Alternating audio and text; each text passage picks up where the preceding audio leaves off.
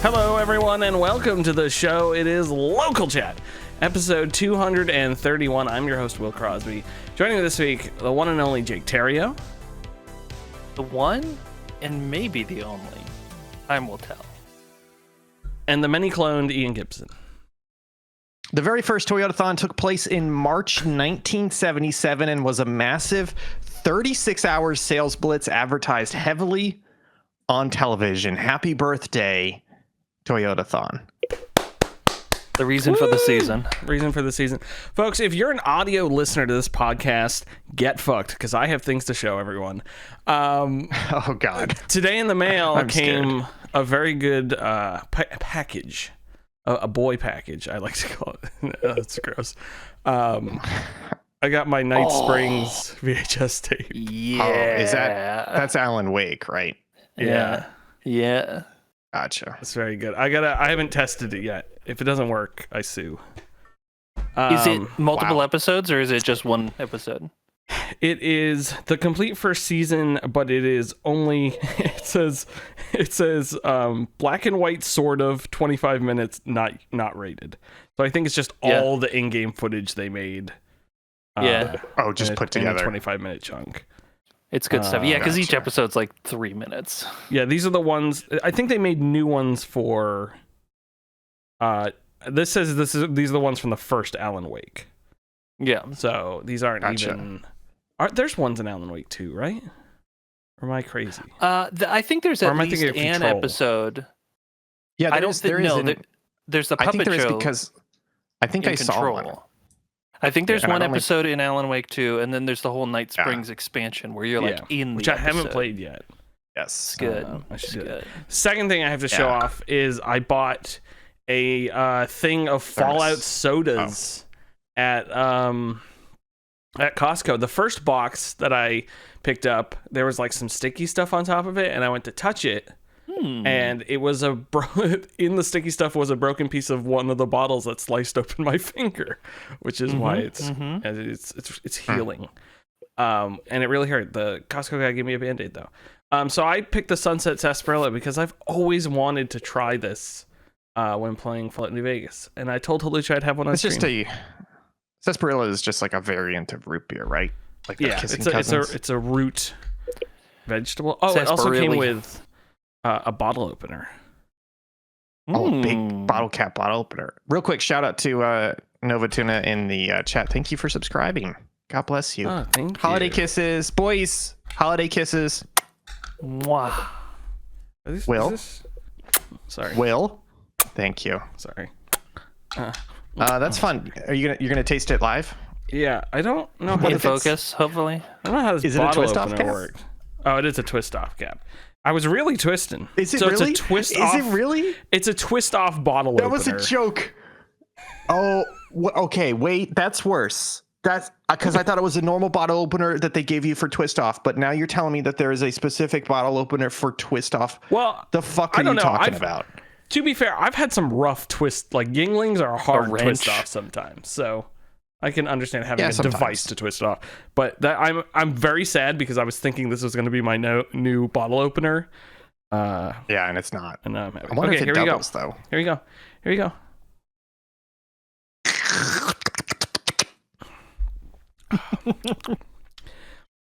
That just tastes like halfway between cream soda and root beer.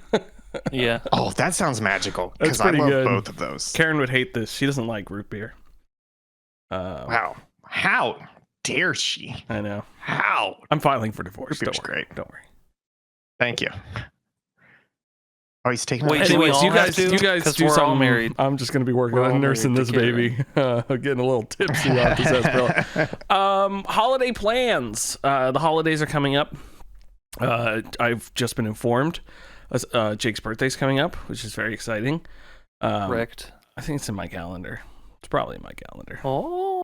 You said it was Sunday, right? I'm pretty sure It's it's the Saturday. 25th. Oh, it is Saturday. Okay.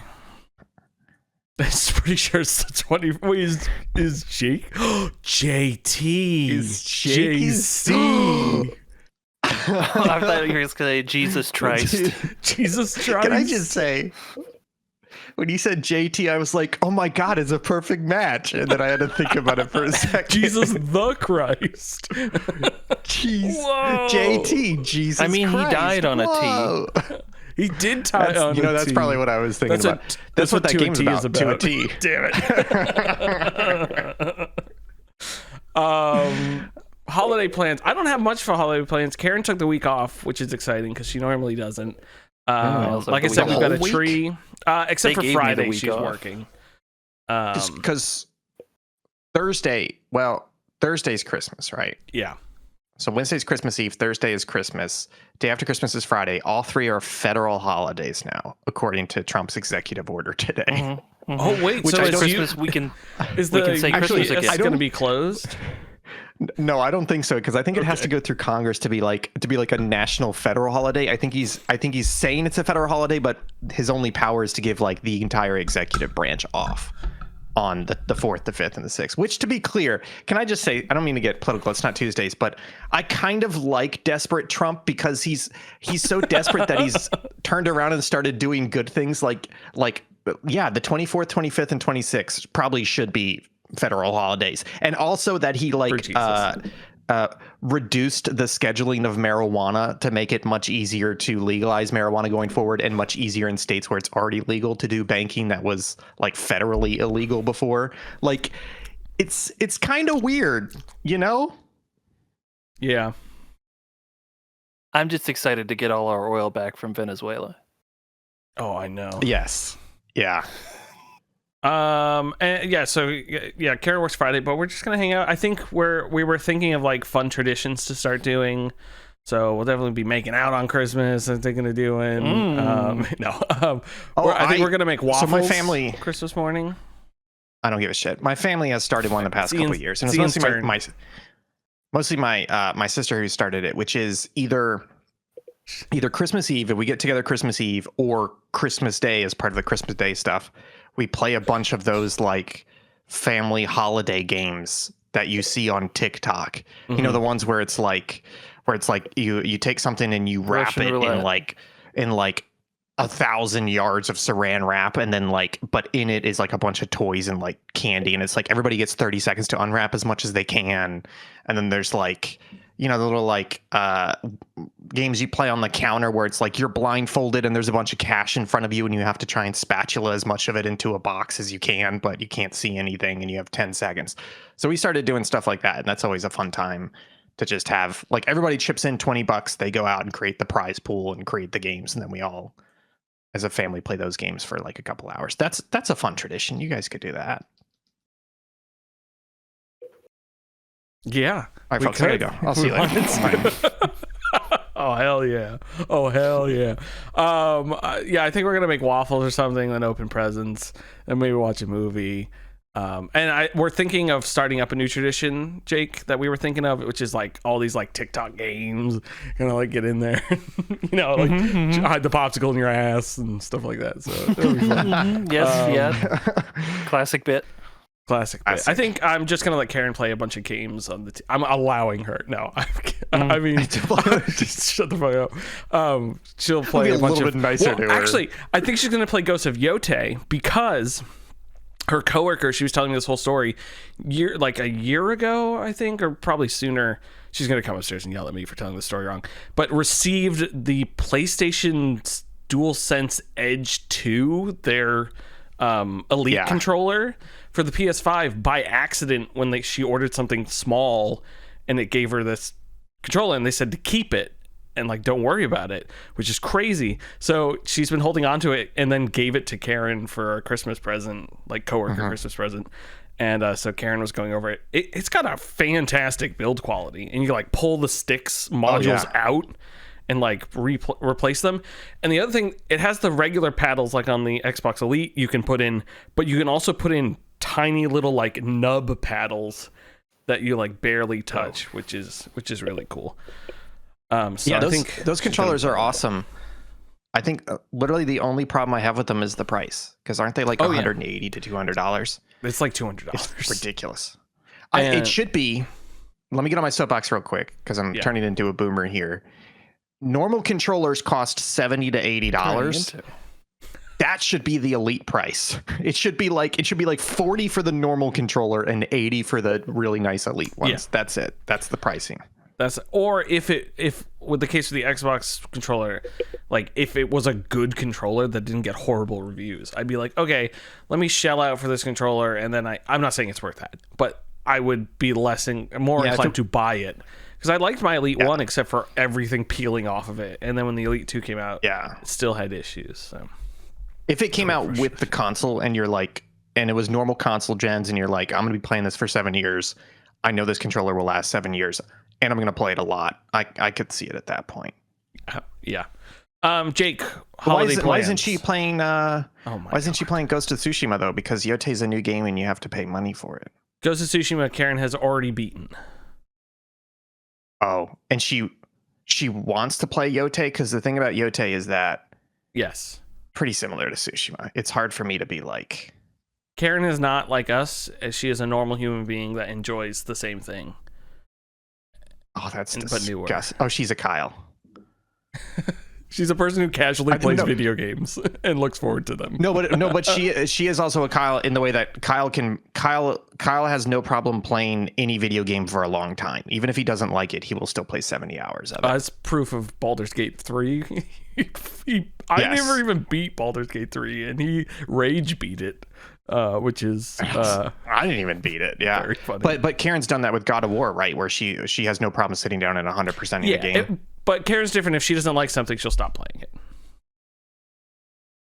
Oh, okay. Yeah, I was just saying, man, Ghost of Yote's what, $70? It's hard for me to say, go spend $70 on that game. It was free will. She's working with her Outer Worlds 2, so we'll see if it changes. Oh, gotcha. Jake, holiday plans? Just hanging out. We're seeing Avatar. We're seeing Avatar on Saturday, and then Hazel and I both have the whole week off. I heard Avatar was pretty good. Are you seeing the high frame rate version? I don't think so. I think we're seeing it in 3D IMAX, but I don't. It might be high frame rate. It's Only James Cameron does. Oh, okay. Jimmy C. Yeah, I didn't look into it too much, but I didn't realize until like 2 weeks ago when I saw some article about it that there is a I think it's 48 FPS version of Avatar coming out, and there's a small part of me that's like, okay, seeing the weird experiment of high frame rate again might get me back in the theaters, but I don't want to watch 3D high frame rate. I want to watch normal high frame rate. I'll let you know. I want the normal HFR experience. It didn't say high frame rate on like the Showtime listing, but we'll see. Yeah, I think it was select showings. So was that last? I didn't see the last. That was. I haven't seen the first Avatar since like 2013, maybe. Way of Water rules. It rips. I don't know. I really hate the Na'vi. It's so good. I think you annoy the hell out of me. You should rewatch the first one because the thing about that movie is when that movie came out, it was a solid 7. In retrospect, it is much better because between the first Avatar movie coming out and now, we have had an endless parade of schlocky, shitty superhero and action movies that are bad and just blend together. So when you go back and watch Avatar, you're like, oh my God, it's a well-made action movie. And it feels so much better in comparison to what we've been getting. And the second one's just the same. So they are both very well-made action movies. They're not better than that, but they're so much better than all the shit we've been getting the last 10, 15 years. The thing about Way of Water, though, is like the entire like third act of the movie is one extended action set piece. It's so good. Yeah, but so is that second act of Waterworld. And that is a really good movie too. It's just I gotta look at them. That's the worst part. But I guess I'll suppress my racism for the Na'vi people. But yeah, you should rewatch the first one. It's good. I don't know if I want to then go from there. That sounds a little wild. You can just watch Way of Water. Yeah, it holds. You get enough backstory. Yeah. The reason why I'm just saying the first one is because that's what I did last year. Was I was not a big fan of the first one. I was like, it's okay. But going back and giving it a second shot, especially now that it's on 4K, I believe, the original, I was like, okay, no, this actually holds up really, really well. And did they just re-render the file? They're like, hey, actually, I don't know. Maybe they took it up to 35 mil. That That's was a good point. That was my question with, I think I asked you that, Jake. The Wall-E with criterion? Wall-E one. I was like, Yeah. theoretically, like, could they just go back into re-rendered the file. Pixar.exe and render out to think 4K? Like, no, because wouldn't, like, from things Premiere could be different. From Premiere, you could. Technically? Yeah. From Premiere, you could. Premiere, you But could. if you're going to like the 3D engine renderer, I'm pretty sure that would fuck stuff up if you just went in there and changed canvas size or whatever. You know? I love that. Changed canvas size. In my mind, too. I know. I think that's a good. I think it's a good analogy. It's like going to Photoshop and just doing change canvas size is probably going to fuck things up, as opposed to exporting to a larger resolution is different. That will usually be okay. They accidentally released the like canvas size version of. We were talking about in Discord. I had mentioned the 2004 Great Escape DVD. They forgot to trim the edges of the film. So like when Steve McQueen's in the cooler, you just see the L of the wood and the sound guy behind him. So I want the accidentally rendered Wall-E cut where the things just stop right out of frame and stop moving and everything's frozen. Yeah. That'd be very funny. Well, it's like they did the opposite with Zack Snyder's Justice League, where he got on that IMAX bandwagon early. So he shot and framed the entire movie for IMAX aspect ratio. But when they released it, they were like, no, we're not going to release it to normal theaters in this aspect ratio. So they had to like pan and scan the entire fucking movie to get it down to like 16:9. And then the Zack Snyder cut is an IMAX ratio, the whole thing. And I love that so much. It's like, no, you sucked off IMAX a little bit too much there, buddy. You went a little bit too far. Damn IMAX.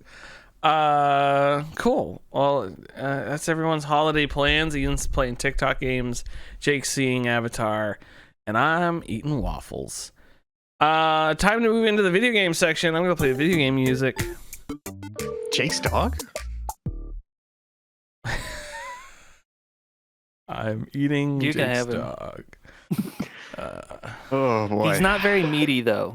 I can't imagine he'd be very I'm substantial. not cooking him. Do they make dogs sashimi? They must. Isn't somewhere. sashimi just raw meat? Yeah, you stupid.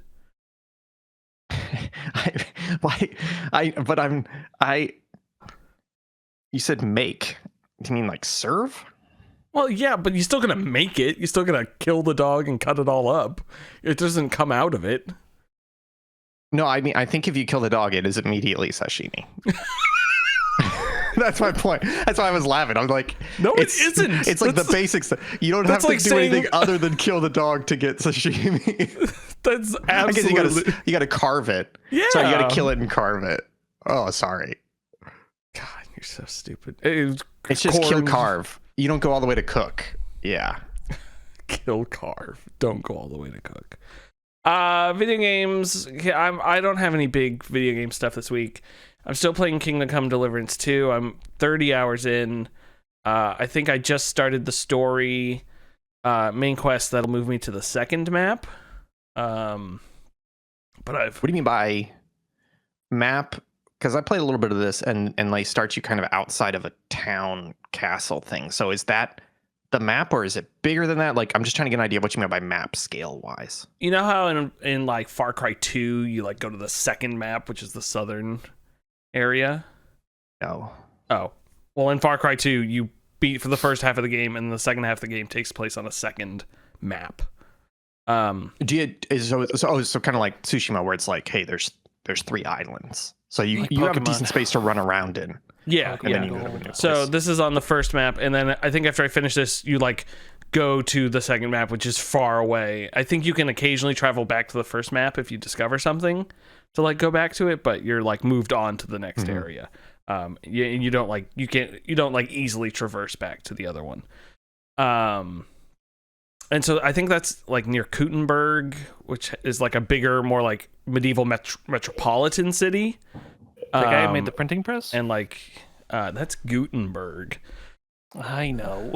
You idiot. Gutenberg. I'm exposing you, Jake, for the fraud that you are.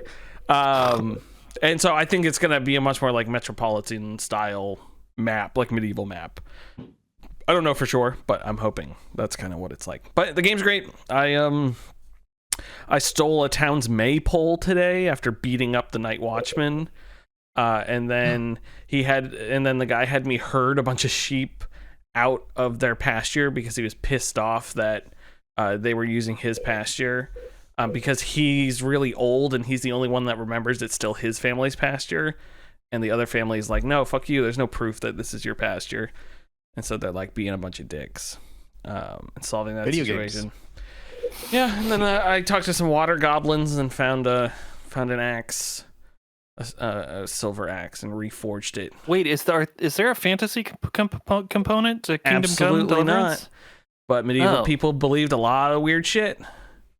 I see. Oh, that's I kind see. of funny. Like, there's a water goblin hut over there, and you're like, I know there's not a water goblin, but does Henry know there's not a water goblin?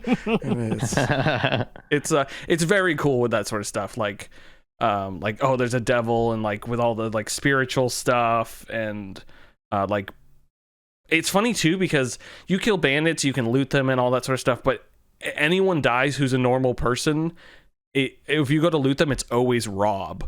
Like, you like don't rob people even if they're dead. It's cool and fun, and I'm really enjoying it, and I'll stop talking about it. Metroid Prime 4, I'm like 15 minutes into it and I already am annoyed by it. There's like one section where you get to a door and it's like, for this door, you like aim, you shoot the middle of the door, and then you hold the like scan mode or whatever, and you shoot the four corners of the door, and it's just like, why are we doing this? Why do I have to do this? Why do I have to hold 4 buttons at once? I know there's good moments in that game, and I'm looking forward to playing it more, but I was like, oh, let me just try it to see if I like immediately get into it. And as someone who played that Metroid Prime remaster as their first Metroid Prime game, I kind of didn't see what it was all about. I don't remember enjoying it that much. Talking about the remaster? Yeah. I just don't think I'm a Metroid Prime guy. I like Metroid games. I've been playing Fusion, and that's really fun. But, so you think it's just the 3D plus FPS? Because that's really the difference between Metroid and Metroid Prime, is that they're going... Yeah. It becomes 3D spaces. Yeah. You know? Yeah, it's okay. I think I felt a little lost in that original game with the older design of it. Yeah, that original game does not help you. Yeah, I played like 2/3 of it, and I had to use a guide for most of it because it was like, where am I supposed to go now? Oh, you got to backtrack to this other area because now you unlock that. And it's like, how am I supposed to remember? It feels like it'd be a much better game on like your second or third run of it, where you like know everything. Yes. I bet it could. Or even if, I'm surprised they didn't do this for the remaster. And we talked about this at the time. Even if they just added like a Dread style map mode, where it's literally like, hey, anytime you come across something that pops on the map is like a locked door, and then anytime you go somewhere else and unlock that door with what you just got, we're going to pop a notification, say, hey, by the way, this door's now open, and we're going to put it on your map. You know, just like an easy list of like, here's the stuff that's currently blocking you, and hints on what you need to do to get them unblocked, and also these are the things that you just unlocked that you should probably go back and revisit. It's similar to like that UI quality of life stuff they could have done. Yeah, that Resident Evil remake maps where it's like the room's red or blue. And it's funny too because like you're saying, Dread does it, like Fusion does it. I mean, original Super Metroid I think does it as well. And I can't remember what the map is like in Prime remaster. It's they do have like a 3D map, but I don't think they make it. I think it just obvious. Points to the next thing. I don't think it tells you the specifics. Yeah, and it's a little hard to navigate. They just need like literally just a quick thing that's like, hey, you should probably go back and revisit these couple areas because stuff's unlocked. Like basically making it easier for you so you don't have to constantly remember what you saw 3 hours ago in some room. Yeah, you know. And then Jake, actually, I was going to ask, you ever play Metroid Prime? No. Okay. My roommate in college found a GameCube at Goodwill, and he bought the GameCube and immediately ordered Metroid Prime like on eBay or something, played it through in like a couple of days, and then sold the GameCube and Metroid Prime. Like Oh, within piece like of a week, shit. he had it, and then he got rid of it. He's like, okay, that was all I wanted to do. They got Damn, rid of it. fulfilling a dream. Sounds like.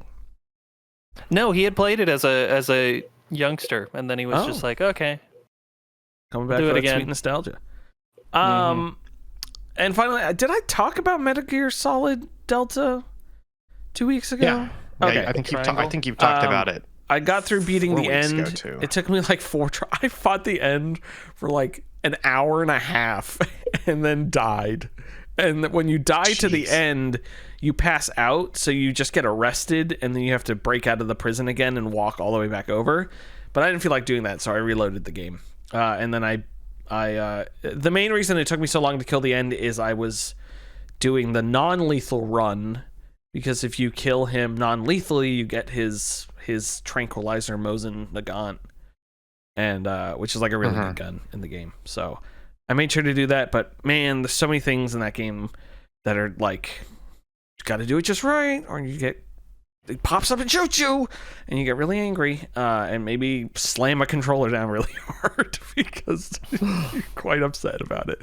But you know what? That game delivers on everything it needs to be, and I'm still enjoying it. So that is that. Ian Gibson, you've got a lot of games on here, and a couple games I want to hear about. A couple games I'm honestly gonna tune out, but please. Oh yeah, well let's start off with OpenTTD. It stands for Transport Tycoon Deluxe. No, I'm just kidding, folks. I put that on the shelf for a little bit. I think in a couple months when I get the train itch, I'll be back to it.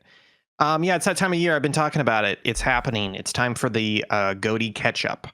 So I've been running through a list of games that people on the site have recommended, people outside the site, people I trust, general buzz, and just kind of been running through some games and seeing what sticks, what doesn't. Excuse me. Here we go. First up, Absalom. You guys heard about this game? Yeah, boy. So this is a side-scrolling beat 'em up.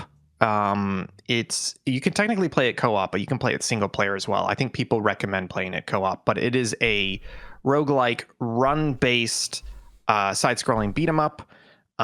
So you are, starting to run with one of the 3 characters, I believe it is. And then they each have their own little style, but then as you're beating up enemies, you're getting unlocks, and I think there's still skill upgrades and stuff. And people have really talked about how it's a really good roguelike in the way that they give you these powers and upgrades, and you can start doing crazy air juggles and combos and things like that. So it's not just a good side-scrolling beat 'em up a la, Streets of Rage or TMNT, but also that it adds a really great roguelike element to it. Are you guys beat 'em up side-scrolling fans? For me, it has depended on the game. There's some that I've been interested in that then have just not really clicked with me, and then others that are good. Okay. Well, hey, maybe you should try out Absalom, because I'm going to. I am not a side-scrolling beat 'em up fan, but this was getting such positive buzz, and I've never really tried to sit down and fully play one of those beat 'em ups. And so I tried this game, did about 2 or 3 runs, and I was like, hey, this is really cool, but I don't like beat 'em ups, And again, hey, it's nothing against this game. It's just there's something about that genre that I just don't really gel with. So if anybody's interested in beat 'em ups in any way whatsoever, definitely check out Absalom. It's doing some good things. It's got some cool story. Seems like a great roguelike element for that genre. The other game I played, I bought this No, it may have been 2-3 days ago. But anyways, I bought it, played it for about 5 and 6 hours, beat it. It's a Batman game. Whoa. Called This Ain't Even Poker, Ya Joker. Just kidding. It's not a Batman game, folks. It's an idle incremental game. It's but the way it works is that you have a poker hand. You start with a deck, and you start with 1 card, and you click the card, and it flips over, and that's your poker hand, and you just have 1 card, so it's going to be high card. And then you get points for that hand. And then you can buy more cards, so you can get up to a 5-card hand size. So you click on it, and it flips the cards, and then whatever that poker hand is, you get points for it. And then the cards flip back over, and then you click it, and it flips again.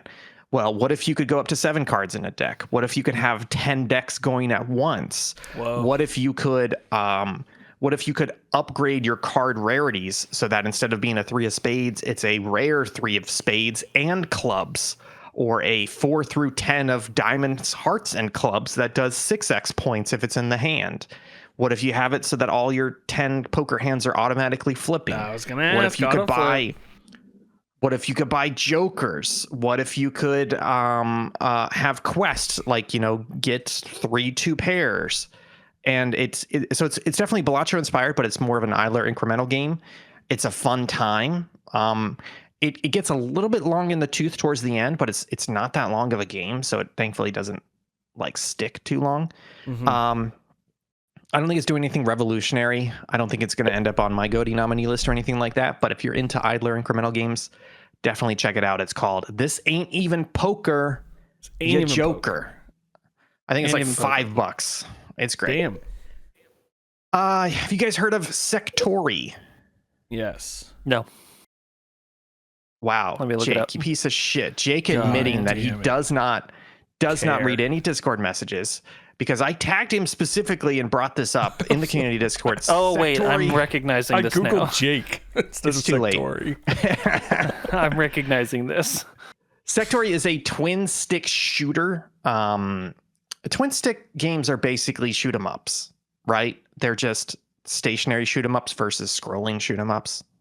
They're more like bullet hell. Or sorry, shmups. There can be different kinds of twin stick games because like Hyper Light Drifter is technically like a twin stick, like a hack and slash. But I think Will's got it right though, where the overall genre is bullet hell, and it's a shmup if it's a left to right scroller, and it's a twin stick if it's more of an asteroid style stationary. Not to cut in here. Yes, go ahead. But Enter I the realized Gungeon's something. twin stick.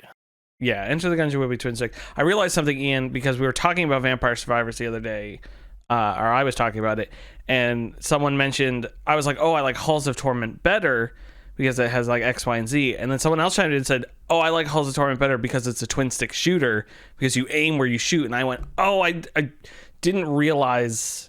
I was forgetting that in Vampire Survivors you don't aim. That is a valid point. And Halls of Torment you do aim. Yeah, so I think that's another reason. That's a good point. Game. But it's like a one stick shooter versus a twin stick shooter. Yeah, that's a good point.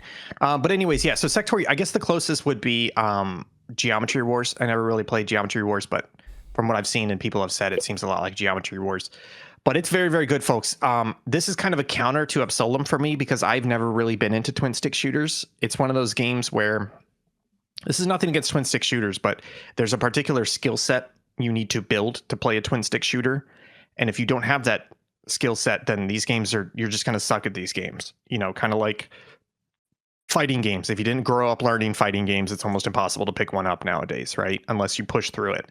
And so I thought Sectori was going to be similar to Absolem, where I'm like, I don't really play twin stick shooters. That's not my genre. So even if this is a great game, it's not going to grab me. Guess what, folks? It did grab me. This game's fucking great. It's weird because this game is doing some interesting stuff. And there's a couple different modes, but really the core mode is campaign. Campaign it's roguelike run based. So basically you're shooting goobers and they drop little glimmers. You pick up the glimmers, and that fills your EXP bar. When that bar gets filled, a token gets dropped somewhere on the map. And if you pick up that token, then then you have like one token with you. And then there's an upgrade path, and it starts with like speed cost 1 token. If you want some extra points, it costs 2 tokens. If you want to upgrade your strike, it's 3 tokens. If you want a missile, it's 4 tokens, etc. I have those wrong, but the idea is that you need to collect more tokens and have them with you in order to spend the higher stuff. So it's one of those things where it's like you're killing the guys to get the XP to spawn the tokens, and as you pick them up, you can either decide to spend them immediately for small upgrades or hold on to them and cash them for a much bigger upgrade. The other thing that this game does really cool is they have a strike. They call it strike, which is basically a dash. So you have a recharging dash. And I think the way the dash works, I'm not certain about this, but I believe you have invincibility frames through the dash. And when the dash ends, it pops like an explosion. But here's the thing. Those selector XP tokens that get dropped, if you dash through those, it instantly recharges your dash. Okay. So if you dash normally, you have to wait like 5 seconds to recharge. Or if you dash through a token, it's instant recharge. So like there's also score tokens that get dropped. There's also there's a deck and card aspect where basically you get a little bit further in and they drop these things where you pick it up and the game freezes and it pops up and I'm not going to go into too in depth because it is kind of weird the way they do it, but basically it's like, hey, pick one of these upgrades. Which one of these upgrades do you want to do? You know, do you want more missiles? Do you want a drone that goes around your ship and helps you out? Do you want your strike to be, you know, longer and bigger? Like all sorts of different upgrades. And when you go into the run, you can pick which decks you take with you, and the decks determine what cards are available will come up. So there's a lot of stuff dropping around the map. And as the game gets crazier and crazier, you usually have multiples of those. So you can start just striking. You can dash through it, explode, instant recharge, dash through the next one. So it is a twin stick shooter at its core, but they've added a lot of really cool elements to it. The campaign mode, I believe, has 3 or 4 areas. So you have to last like 5 or 6 minutes. And the level's evolving. So the level's not static, it's going crazy. At the end of it, I can't do it. At the end of the 5 or 6 minutes, there's a boss that spawns and they have like a pool of bosses that gets picked. So it's like a randomized boss. You beat the boss, you go to the next area. And it's very, very intense music. It just feels like if you're into twin stick shooters, even if you're not, this feels fantastic. It feels so good. You're into twin stick shooters and you can last for 5 minutes. So the funny thing was, like I was talking about, I was bad at twin stick shooters, but now I'm okay, and it's because I've played this game for a couple hours. Like literally, I couldn't last more than 30 seconds at the start. I was just getting killed over and over again, felt so good. And I was like, "This is ridiculous." It felt great, but not everybody was happy about it. And then just playing the game, you just get better and better and better. And I haven't done a full run yet, but I have gotten to the second of 3 or 4 bosses, basically. So. You know, it's like Hades where you got to go through an area and then there's a boss but you have to go through multiple areas to get to the end. Highly recommend Sectori. Before you continue, play it, right? I just want to, I just put it in my cart, even though it's not on sale for Steam winter sale. I might pick it up still. Jake, I was going to ask you, what are your, you play a lot of twin stick shooters. What would you say is like your favorite twin stick shooter? See, it's interesting because I actually don't know if I've played a lot of twin stick. A lot of my experience with like the bullet hell or whatever is like the scrolling kind of shmup stuff. Then otherwise, it's probably like Enter the Gungeon is probably like one of the few proper twin stick shooters I've played. If you don't count like a Hyper Light Drifter or something that it has like a hack and slash component. Yeah. Okay. But I mean, Enter the Gungeon's really good. It is really good. I may go back to it because I bounced off it because it was a twin stick shooter. And I was like, oh, I don't really know how to play these that well, and I suck at it. But now that Sectoria is kind of giving me the practice, I think I may go back to Enter the Gungeon. I was going to say my first twin stick shooter, I'm pretty sure, is I made a game with zombies in it. That was on the Xbox Live Arcade. I think it was I think it was that. No, I don't know if it was that Dishwasher guy, the game developer. But if you look it up, it's Technical Connections. Yeah, I don't think it's him, but it was a game called I Made a Game with Zombies in It, and it sang the song I Made a Game with Zombies in It that the guy wrote for it. And it was just like playing it in the background. The words were showing up on the floor that you were playing, and it was just so cool. And fun. And it was just like a simple one of those, but Xbox Live Arcade, very cool. Jet Lancer is good. Jet Lancer. Okay. Jet Lancer. Lancer. Speaking of Sectoria, though, this game was a little different for me, though, because I did play it on my Steam machine on my TV. Folks, the Steam machine got announced about a month ago. Was really excited about the idea. Called up Gabe and I said, "Hey, how about you ship me one of them Steam machines from your yacht?" No, so basically, we've talked about this before, where I've thought about getting a Steam Deck. I've thought about getting a ROG Ally. I was thinking about getting a Steam machine, and even though it's not out yet, because I just wanted to be able to play PC and Steam games on my TV. right? And so a couple weeks ago, I tried the Steam Link again, which came from Will. And the Steam Link is just a shitty little box with that Steam controller is an absolute piece of dog shit. It's the worst fucking controller I've ever held, and anybody who says otherwise is ridiculous. Anyways, it comes with a shitty Steam controller, and I hooked it up, and I was like, "Oh, this just lets me stream over the network."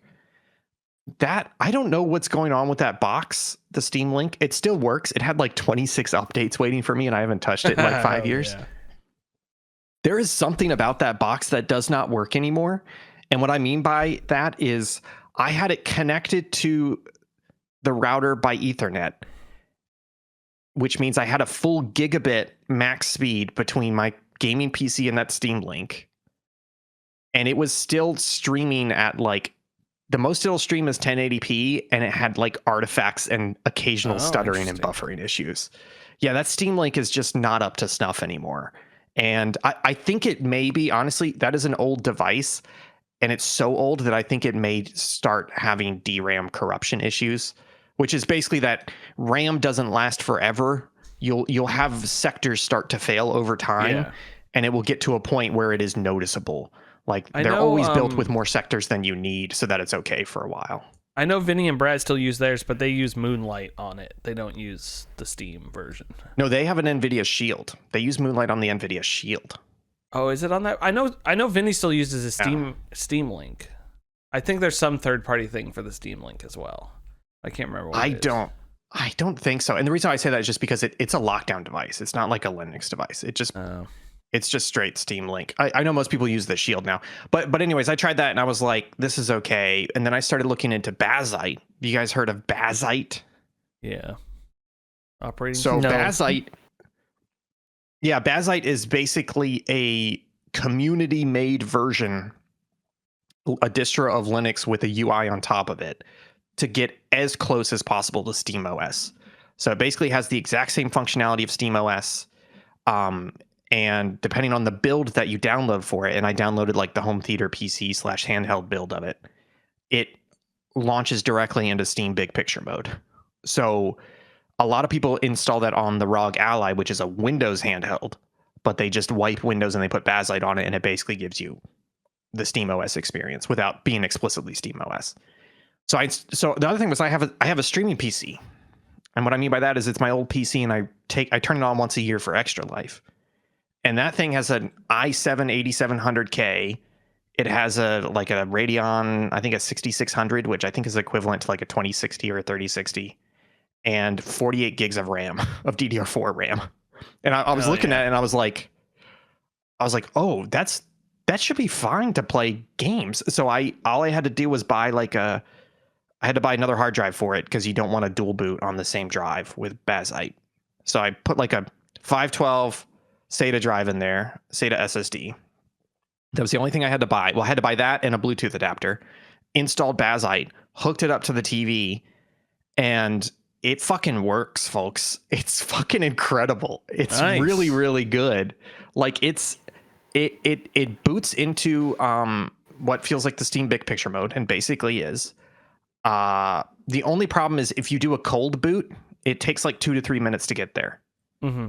Because it's basically a PC. But if you put the PC to sleep, it will instant boot back to it. And from what I can tell, in sleep mode, it is like dead sleep, and it will be there forever. I've left it in sleep mode for like a week before. Mm-hmm. And then you just boot it. And then I do need a better controller for it because I have an SNES style 8-bit controller. So it has all the buttons of a normal controller, but it's SNES style, and it's okay. And I had to buy the Bluetooth adapter for that to get it to work properly. But yeah, so it has Steam on it. So I've been installing some Steam games and playing Sectori on it. I just installed the Heroic launcher, which lets you install GOG and Epic games on it through those. So you can play Fortnite.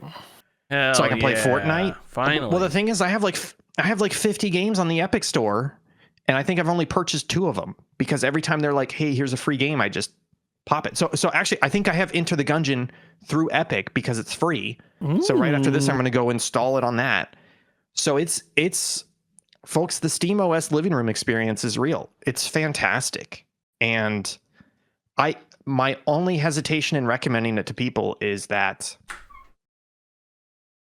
you're going to pay out the ass for this. If you're trying to build a machine for this or buy a Steam machine, you're going to pay out the ass for it because of current hardware prices. So it's hard for me to recommend people do this immediately. But folks, you can do it yourself right now, or you can just wait for a Steam machine depending on that price and be okay with it. So Yeah. just a little hardware aside there. It's hella cool, folks, playing Steam in the living room. It's good. Yeah, I've needed. Sorry, Karen came in to try this, and I said, "I mouthed, you won't like it." She drinks it and goes, "Ugh." I'm like, "Yeah, you won't like it." Yeah, I've been meaning to use my Steam Deck more, and also try to do some of the Steam, like stream to the Steam Deck onto the TV stuff. Especially now that I want to play more PC games. Turns out I haven't computer helps. I haven't tried streaming to the Steam machine yet because playing, like, this is an older PC and I thought I would hit limitations pretty hard, but actually I was playing Wreckfest at like 1440p, like medium settings, and that's a pretty intense game, and I was getting a solid 45 to 60 FPS on that older PC. And again, it's not a very powerful PC. It has a lot of RAM and that's it.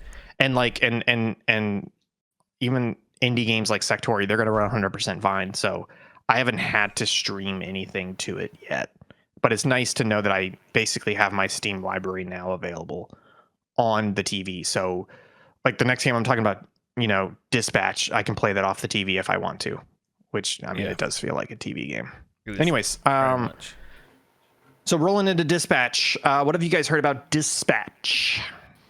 I applied to be a writer at Ad Hoc Studio before they announced it, and they didn't hire me, so... They suck. This game's a bitch. Will, what about you? What have you heard? I know it was pitched as a TV show, and then they turned it into a game, and it's about a superhero who's retired or done superheroing, and he is dispatching superhero teams to different events, and it is released in an episodic manner, I believe. It gives me, I mean, that's Telltale vibes. Yes. It is Telltale, basically. I believe it's a bunch of ex-Telltale people, is my understanding. Yeah, I mean, that pretty much nails it. The only thing I'll say, you got some stuff wrong, but I think the only thing that's worth correcting is that it has episodes. It has 8 episodes total, but I if I'm not mistaken, I believe they like batch released the first 3 or 4, and then the other 3 or 4 were released within like a week or 2. So you're not waiting that long between episodes, and all 8 episodes are already out now. Oh, yeah. Basically. I think you're right, but they were releasing them the last couple weekly. I think it was something like that. Yeah. So it is episodic, but it's not the normal Telltale episodic where you have to wait like 3 months between them. And the game only came out a couple months ago. It's already all the way out. Nova's correcting in the chat. It was weekly release, 2 eps a week. 2 eps a week. That's a lot.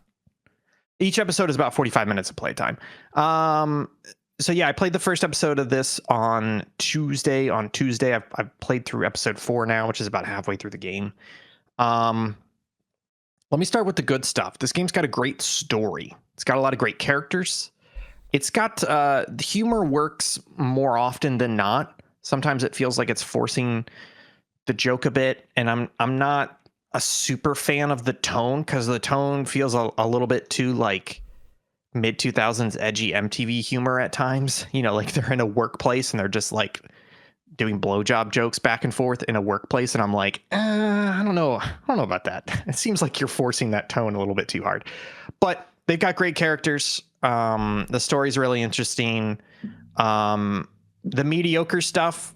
So the way it's structured is that in a 45-minute episode, you usually have about 15 minutes of cutscenes, and those cutscenes will have some decisions for you to make. And there's technically quick time events in those cutscenes, like, oh, somebody dropped the cup, press the button to catch it. I don't think those quick time events actually matter, because in the settings they let you just turn them off, so that way you don't have to do the quick time event. So I actually turned them off after the first episode. So basically it's 15 minutes of cutscenes with usually a handful of decisions that you make. Then it's 15 minutes of gameplay, and then it's 15 minutes of cutscenes with the usually like a big decision at the end of the episode or whatever. And the 15 minutes of gameplay, like you said, is you dispatching. And the way the dispatching works is that each hero has skills.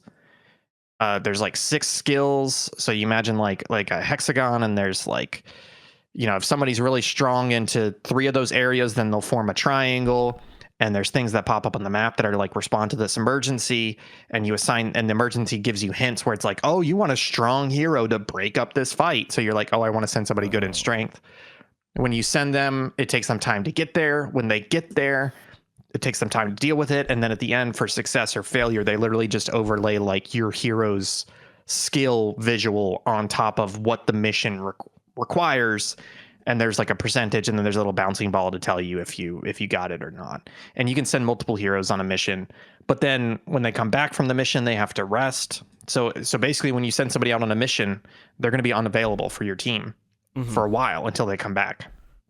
So it's part of it is matching up the hero or heroes to the mission, but part of it is also, oh, I just sent my combat guy to that emergency. Oh no, there's another combat emergency.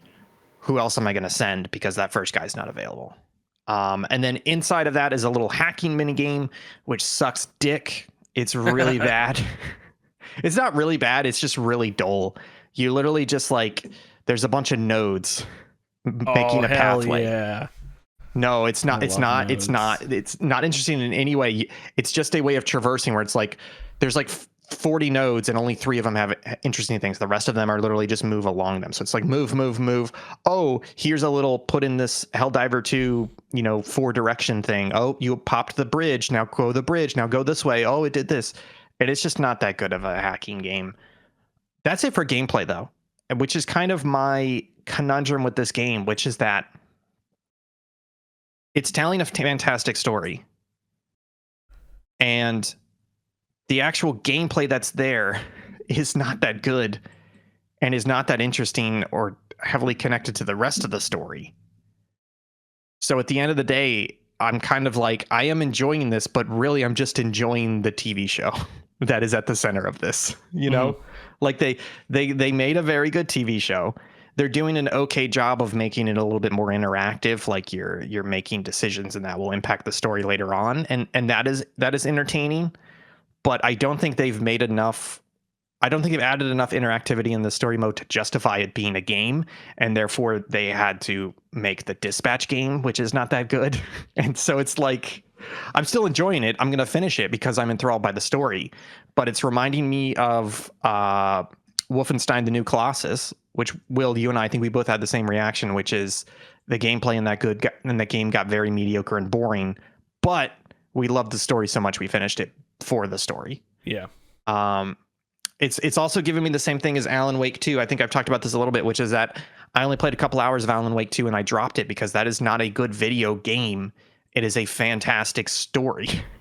And it would be, I wanted to watch Alan Wake 2, the TV show. I did not want to play the video game. And Dispatch isn't that bad. Like the gameplay's not that off-putting. I'm still going to go through with it, but it's like, you have these video games that tell a story really, really well, and then they just kind of drop the ball on the gameplay side. And at the end of it, you're sitting there with a controller watching the screen and going, why am I holding this thing? Why are you making me do things? Like, just tell me the story, You guys ever have that with the video game? I definitely have. I can't remember the last time. But definitely I've played games like that before. I'm like, I just want to, I guess. Yeah. It literally is like, I want to put the controller down and relax and go into TV mode. And in some of these cutscenes, I do go into TV watching mode, and I'm thoroughly enjoying it. I'm laughing. I'm like screaming when things are going right. I'm like, woo, got that kiss, baby. Yeah. And it's like, and then they're like, okay, cool, let's do dispatch. And it's like, no, I don't want to do this though. Can we just go back to the story? So it's weird. I'm trying to think, like, there's plenty of games I've played where like they have long cutscenes, so I go into that mode, but I don't know if there's one where it goes back to the gameplay and I'm upset by it. And that's why I turned off the QuickTime events, because thankfully the cutscenes are long enough in this that it doesn't feel that terrible that you're watching like 3-4 minutes and then they ask you one question and then it's like 3-4 minutes they ask you. I'm okay with that. But before they were doing it where it was quick time events, and I swear it felt like we all know this was a TV show originally, and it felt like they took a generic action scene that they already had for the TV show, and they were just like, okay, now when he throws the quick, when he tries to kick the guy, let's put a quick time event there. Okay, nothing's gonna change, but let's just have them do something while he's kicking, you know? Yeah. And so that's why I turned them off, because it actually felt a little better to have space between requiring me to interact. And so it's honestly, I think this would be so much better as a Bandersnatch. They should have sold this to Netflix. Netflix should have bought it and been like, fuck the dispatch. You're just going to have episodes are 22 to 30 minutes each, and there's 3 or 4 decisions that you have to make. And each time you have to make a decision, we pause it and we say, hey, pick up your remote. Which of these 3 things do you want to do? Like, it would have been totally fine as that. They didn't need to make this a game. It should have been an interactive TV show like Netflix did with Bandersnatch, and I think they did with Minecraft as well. So yeah, I wonder for this. I mean, assuming there's going to be a season 2 or a sequel or whatever, I wonder if they'll build that from the ground up to be more of a video game, or if they'll just stick with the same process. I mean, people love it, Yeah. so I don't really think they have much incentive to change it. Yeah, which is okay. But for me, I really just want to sit back on the couch and watch this, because it's great. If this was a TV show and there was no interactivity in it, I would still love it. It just feels like they're forcing it into the wrong medium, I guess, is my problem with it. Yeah, it's like a too well produced visual novel, and now Yeah. now you're like, why is this visual novel? Why isn't this just a TV show? Yeah. Because even even like story heavy games like 1,000 Times Resist, you still had to interact with that a lot, because you're walking around an environment, you're talking to people, you're choosing who to talk to, you're running around, you're having to explore a space a little bit. And this is getting nowhere near that level of interactivity, and is just as story heavy. So it's like, it's difficult. If you have a story heavy game, how do you make that interactive? And I don't think they're doing quite enough here. I am going to keep playing it. I would say if you guys are into it at all or interested, definitely try it out, because it is really good. It could end up on somebody's GOTY list. It could end up on my top 10 list. I'm not sure yet. It really depends on how the story plays out, because at this point I've given up on the gameplay, and it's just, if the story propels it over the edge by the time I get through it, all 8 episodes, then it could end up on my list. Yeah, I've heard a lot of high praise. I think I'm going to play it on the TV with Karen. Just like watch play it. Yeah, because even the dispatch moments are only like I said, 10 to 15 minutes. So you can just be like, hey, why don't you go make us popcorn and drinks while I get through this shit, and then we can watch the rest of it. Well, no. You know, she could have input during the sequences. Oh no, you could you'd be like, here, take the controller, play through this dumbass gameplay. I'm gonna go make popcorn and drinks to get ready for the next part. You know. Yeah. Don't make her suffer through the dispatch part of it. All right. The next game, it's called Asbury Pines. You guys heard about this game? Only on Discord. Is it because I was playing it a lot on Discord? Yeah, and then I Googled it and I said, I could get this, but Ian's going to be mad. So I said, I'll wait till he talks about it on local chat. Oh, okay. Well, I'm glad you didn't get this, because this game sucks, guys. No, I'm just kidding, folks. I bought this game. I played it for 3 days, 24 hours straight. Literally, I played 24 hours in 3 days. Couldn't stop playing this fucking game. So this is, hey, guess what, folks? This is another idler incremental game. It's not a clicker, because I don't think you can click anything. You can't click anything. I think that's. I feel like you can't call it a clicker unless there's some way for you to click something to make the numbers go up. But this does not. So it's an idler / resource management. Let me give you the mechanics first, which is basically that you have people in a town, and you start with like 1 or 2 people, and then as you go through the story, you get more people. And for each of those people, there's basically 3 stages of resourcing. There's the scavenging, which is you assign somebody to scavenge. So like, let's say there's like a landfill location. So you're like, hey, go to this landfill, and it'll tell you like, hey, every 6 seconds you'll uncover a rock and a stone, you know? So you assign somebody there, and the bar goes, and every 6 seconds you get +1 rock, +1 stone.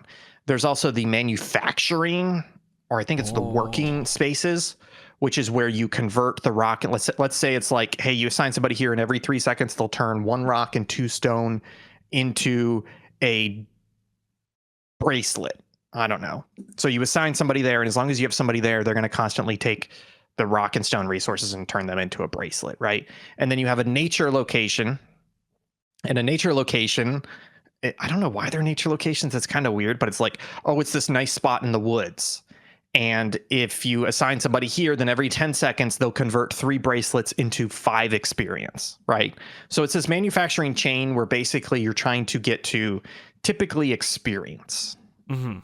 Where the story plays in is that each person can also live their life. So you get introduced to these characters. You usually get like a very short bio.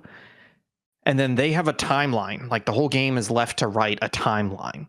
And so they have a timeline that represents, kind of the time span of it. It's not really their life, but like when their story starts and typically ends with their death. But basically, in order to progress that timeline for their story, instead of assigning them to a location, you say live life.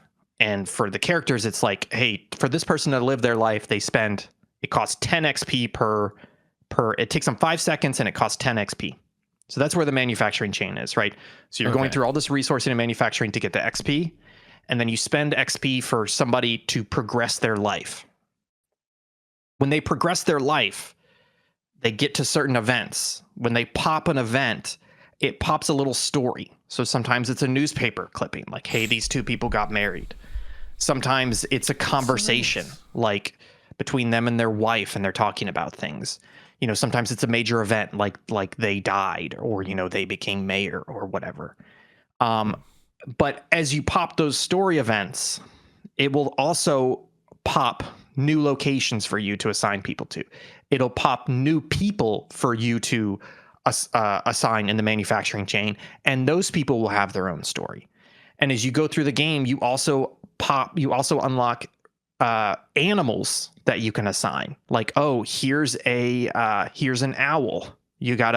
An owl can work at the nature locations, but also they have a story. So you want to live their life to pop the story events.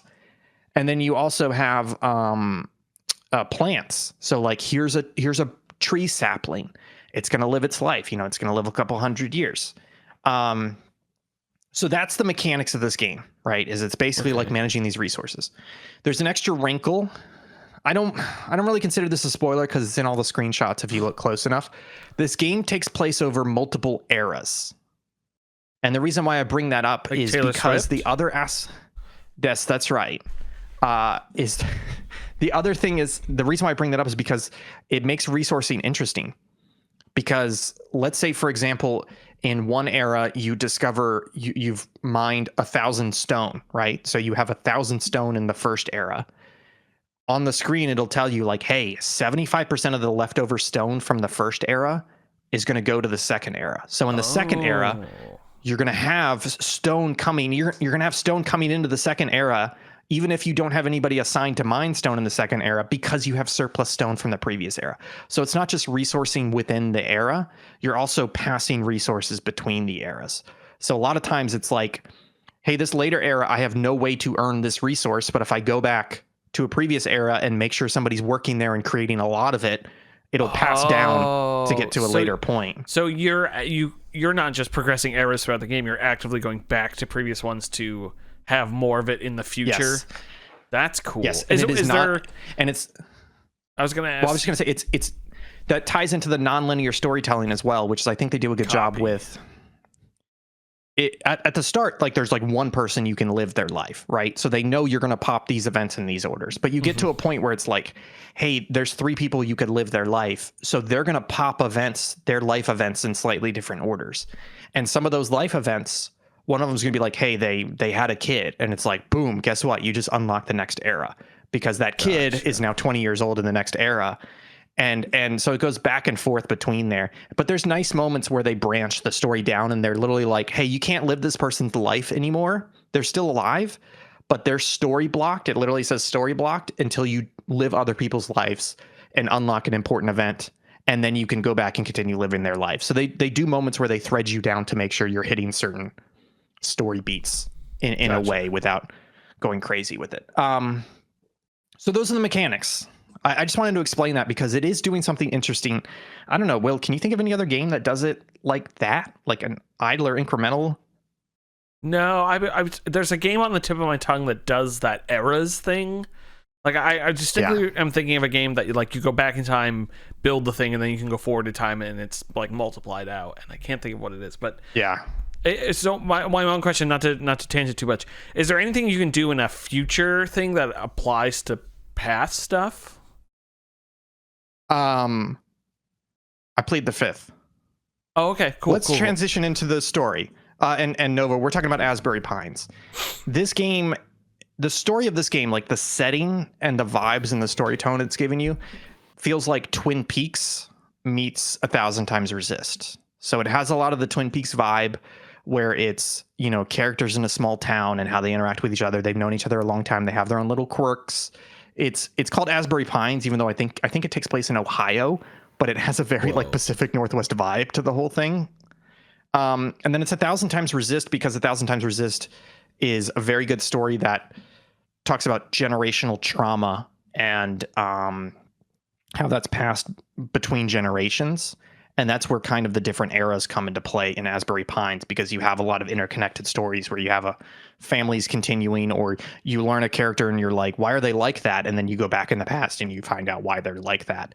And so it's very well done. This story is fucking incredible. It's very, very, very, very, very, very good. It made me tear up several times. There's a drop about 90, I don't think it was 90 minutes, maybe 60 minutes into this game, where you're like, okay, I think I know how this game works. And you're like 3 or 4 characters in, and then this event happens and you're just like, oh fuck. Okay. And it's the central mystery of the game. And it's just like, oh fuck. Okay. Yeah. You got me. You did something that I need to figure out. Right. And it's very, very, very good at how it is telling these different characters. And you'll have your favorite characters. Shout out to Buzz Snow. And they'll you see them struggle throughout their lives and then do something incredible. You see characters who are awful people, and then you go back in their past and you start to kind of understand where they're coming from. And it all starts weaving together. As an idler game, I think it's a bit slow. And I put 24 hours into this game and played it like literally 8 hours straight, 3 days in a row. I would not recommend doing that, because to make the game go faster, there are unlocks you can do. Unlocks that are like, oh, hey, you get resources 50% faster, stuff like that. But to do those unlocks, you have to assign people to them, and they take like 8 hours of like real time. Like you assign it to them, and it's like, this will unlock with these people in 8 hours. So if you sit there and play the game for those 8 hours, you're going to be like forcing your way through the story at slow speed. Oh, but if you set them to do that and then walk away and come back the next day, they will have unlocked something. So like it took me 24 hours to play because I was kind of brute forcing the game because I was so invested in the story. I feel like you could probably play the game in half that time if you spread it out over a week. If you just like walked away from the machine and let them unlock the big heavy stuff that makes the game easier for you. It's 8 hours real time, not 8 hours game time. So you can exit the game. It's an 8 hours. Yeah, and you get up to 12 hours of offline progress. So that's what I mean, where like I did not walk away from the game enough. Like if I was playing the game like 3 hours a day and then walked away and came back, I would have had stuff unlocked that would have made progress go faster. But because I was sitting there constantly clicking it didn't make the game go super fast. But because I was literally there being like, give me the next story. I think there's like 300. They have a track of how many stories, which are like life events and things, like each little tidbit of the story, and they're all very well written. Like when they go to the plants and animals, they do a fantastic thing. Jake, I think you would love this, where it's like, how do you write from the perspective of a tree, right? How do you write from the perspective of a young tree? What does a pigeon think? How does a raccoon see people? Yeah, I gotta try this. And they do a very good job of completely changing that writing style and tone, which is something that a lot of writers don't do, right? They would just be like, the raccoon thought about its day. But this one's just like, me hungry. Where them people? Sometimes people food. And it's like, and it does a really good job of like inhabiting these weird little fuckers all over the place. Right here with us. Yay. No, it was a raccoon. Oh, there's a How dare raccoon. It's very, very good. That's kind of my recommendation, is to take it slow, maybe play it a couple hours, or at least if you assign somebody to an unlock and it says this is going to take 6 hours, put the game down for 6 hours, because otherwise you're going to go crazy like me, where I spent 24 hours playing this game just like, I got to get the next story beat. But it is a fantastic story, the way that it unfolds, the way it tells the characters. This is going on my GOTY nominee list. It's near the top. It's very, very good. Damn. That's crazy. While I'm at it, Sectory is also going on the Game of the Year list. Damn. Absalom, not for me, but I recommend it for people who like beat 'em up games. You may like it. And This Ain't Even Poker, You Joker. It's not going on my list, but if people like either games, it's like $4 or $5. Check it out. It's nice and easy. And like I said earlier, Dispatch, I'm going to play some more of it. I haven't decided yet if it's going to be in my top 10 or not. It really depends on how the story goes out. But yeah, that was Asbury Pines. Exciting. Everybody should play it. It's amazing. It's great. Yeah, I think I'm gonna play that. Jake, thank you for patiently ignoring us for the past hour and 9 minutes. Now is your time to shine. Please, Jake, tell us about the games you've been playing this week. I've been just idly playing Islanders 2. It's my evening wind down game. That's a game, I think I had mentioned this the last time I talked about it. It is fun now that I am not playing it on the Switch. Yeah, just a great little game. Very fun. I think I put some pictures in the Discord of some of the towns I made this week. Yeah, just very charming, very easy. And then a game that is not charming nor easy necessarily. Routine, finally. After 13 years from Lunar Software, now published by Raw Fury, I've played Routine twice, and I'm guiding Will through it also. Oh God, it's a good game. You every moment of that. How long is that? How long is the game? I beat it the first time in like 7.5 hours, and that was with a little bit of backtracking and like puzzle solving. But then the second time was 4 hours. And we talked about this on stream, I believe. Is there a difference between the runs? I'm waiting. I need Will to determine it for me. He's my guinea pig. There's a different decision that he could make. Well, not a different decision, but there were a couple of moments where I don't know if it's things that I had missed the first time, but there were a couple of things in my second playthrough where I was like, is that different?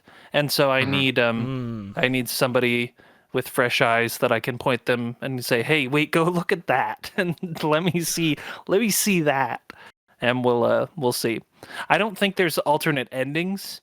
But there is a component of the game that would imply there might be something different. And whether or not that is actually remains to be seen. That game is really annoying because I'm terrified and running, but I also want to look at all the cool things everywhere. It's very well designed. Really fucking annoying. Those robots scare the shit out of me. They also do a really good thing where they don't, I wouldn't say subvert your expectations, but they, like, there was one time where I was sneaking past a guy and I was like, okay, I saw him.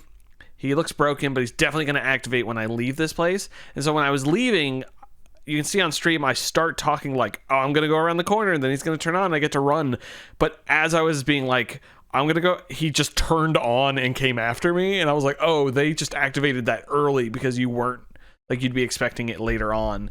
And then there was another moment where, like, one falls over, it does like a jump scare movement and you're like, oh, and then you move again and it does a second one. And I was so mad at it for doing that. But it's fun. It's cool. The system of, like, only one of those robots can be active at a time. So you may be running away from the one chasing you, but you could be running towards another one in, like, in the map that's there. And it's really cool and fun, and all the immersive shit you have to do. Like, I have to run up to a projector screen, connect my gun to the wireless projector, and then hide under a table and use the mouse on the projector to save my game, and then watch the advertisement for the for the droid, or for the plushie again. It's so good. It's absolutely excellent.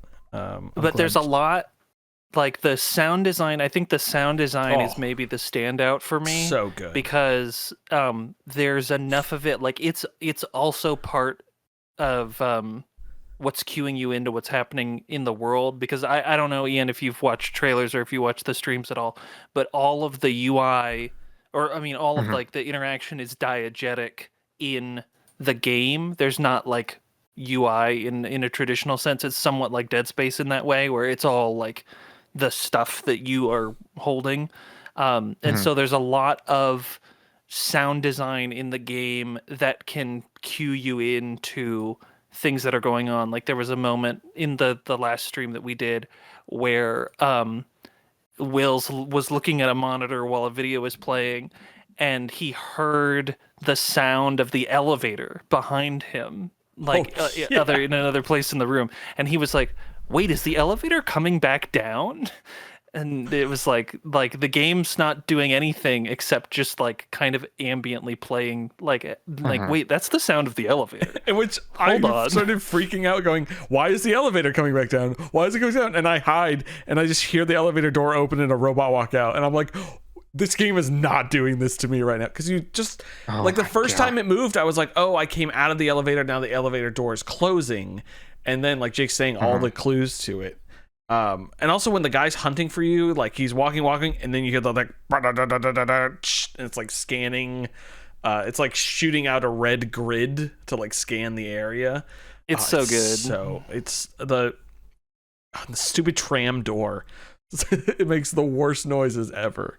Yeah, that's the problem with me, and particularly this type of scary game versus like a, not that I don't like a Silent Hill or something, but like I'm invested in this world and what's happening, and I want to keep moving on despite the scariness of it, where like those sort of schlocky ones that come out, I'm more like, I don't care that I'm a teenager in a house. Like I don't want to solve the mystery of me being home alone on Halloween versus Dead Space or Soma or Amnesia games. Like I'm interested in what is going on. I'm excited to play more with you. Yeah. We gotta figure that out because I want to play more. Unfortunately, I'm fortunately an addict to scaring myself. Yeah, that's all I've been playing. That's all the games we've been playing, which means we get to move on, folks, to our topic of the evening. We've been doing our retro video game talks. Let me switch over to the screen here. And this week we are hitting the good old year of 2008, a year that Barack Obama became president. Barack Obama, yes. A year of hope, 7 years after and 9/11. change. A big year for the video game industry in the sense that it was a year that the video game industry happened, which is very cool. And we're gonna debate and talk about games that came out that year. Frick! I just realized a game came out that I didn't realize. Ian, you want to go first here? Yeah. Full disclosure, my nominee, I just looked at the Wikipedia page and it's not 2008. But we're going to talk about a lot of games.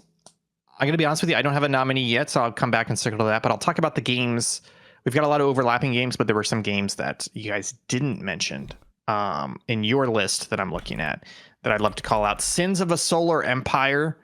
I remember playing this game a lot in college. This is I don't know that it counts as a 4X game, honestly. It's more of like a 3X. But anyways, you are basically running planets at like a solar/galactic level. So the idea is it's usually just a couple systems linked to each other, but you start on a planet and you're like, I want this planet to go into these manufacturing. Now I can make, cruisers, etc. So now I'm going to have a fleet go to this other planet and threaten that empire. And it was just a really cool... It was an RTS at the spaceship level, but it also added a lot of really cool strategic elements. The type of game that there's one or two other games in that space that are similar to it, but other than that, that space is not that popular, not that crowded. Just a cool game there, Sins of a Solar Empire.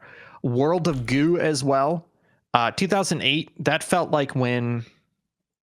That was what? 2-3 years into the Xbox 360. I don't know if... when did like the Xbox 360 indie craze pop off? I think it was it was this around year, here, maybe a little later. Well, Super Meat Boy is 2010. Yeah, so I feel like World of Goo was one of the early pop off indie games where it is a small indie game, but it's fantastic, and it's if you've never played World of Goo, it's basically a bridge builder, but it's bridge builder in mechanics only. You basically have these little goo balls and you can click and place them to create, pieces of a bridge, but it has a fantastic soundtrack and a story, and you're like going through this crazy world, and each level is like, oh, you've got a bunch of goo balls in a lake at the bottom and they need to reach this pipe at the top, so you have to build some sort of tower with the goo. Just an awesome indie game. I've played it through like 3 or 4 times now. It's so much fun going back to that. Spore. I mean, what is the superlative we give Spore in terms of like it may be the most enjoyable bad game but it's not bad. It may be the most enjoyable letdown. Most based on a lie. What's the word I'm looking for? Is there a lie in Spore? I don't think there's a lie. There's no such thing as evolution, guys. Good. Oh, that is the reason. That is the reason my parents wouldn't buy it for me. Oh, Jesus Christ, Jake! Every time you're on, we get a new piece of Jake lore. Yeah, Spore was Spore got hyped up so much that it did not live up to that hype, and part of that is the game's fault. Part of that is the public's fault. But there's part of me that really wants to go back and do a Spore series where we play through Spore, because it's not that long, and we should do a Spore. It's fun. Series.